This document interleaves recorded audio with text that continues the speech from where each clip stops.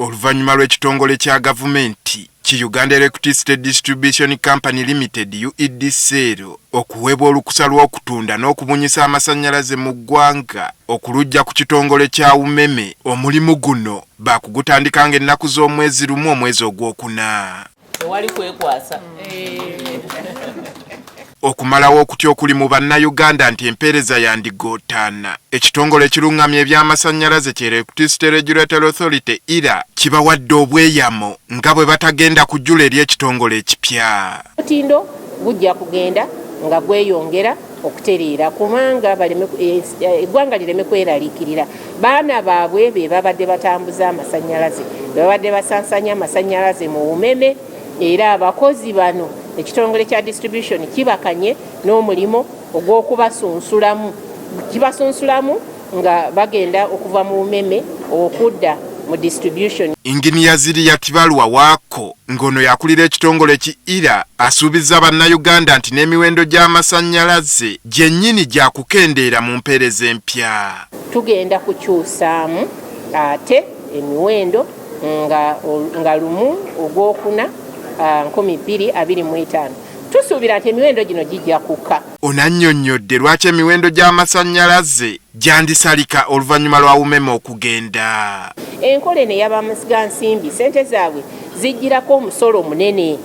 Kati omusolo ogwo omunene regulator bw'abanga asalawo emiwendo omuntu wa bulijjo oba amakolero gye ganaasasula, omusolo ogwo nagwo alina okugubala. Kale ne kireeta okuba nti emiwendo gy'amasannyalaze gibeera waggulu. Awanjagidde bannayuganda obutaba na kutya okuba nti ebbanga lino UMEME ng'ekyali mitambo gy'amasannyalaze ensimbi zeekozesa za kugiddizibwa. Byuma bino ebiteekebbwamu olw'okuba akaseera akasigaddeyo kaba katono, tetusobola kubaddizaawo ssente nga tuyita mu ssente z'omukozesa w'amasannyalaze zasasula. Kuba kitegeeza nti mu kaseera akatono ako tulina okuleega ate emiwendo gy'amasannyalaze, ate ekyo tekikwatagana na poliisi ya gavumenti gye tuli mu kuteeka mu nkola ey'okukendeeza emiwendo gy'amasannyalaze. Onagamba tekirina we kigenda kukoseza bannayuganda abaganyulwa mu buweereza buno bwetikkibwa dda gavumenti. Minisita y'ebyensimbi yabakanadda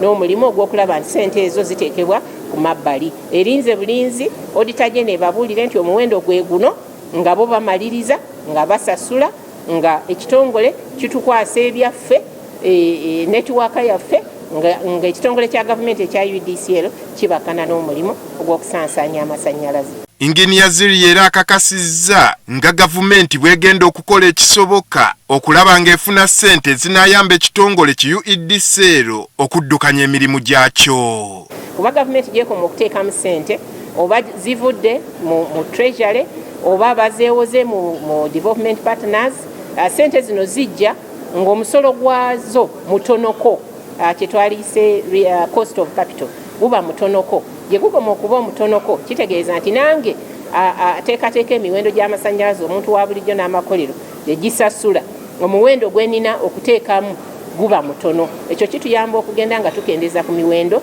gy'amasannyalaze. Oluvannyuma lw'emyaka 2 ng'ekitongole ki UMEME kiri mu mitambo gy'amasannyalaze, layisinsi yaabwe teyazzibwa buggya, obuvunaanyizibwa ne bukwasibwa ekitongole kya gavumenti ki UEDCL.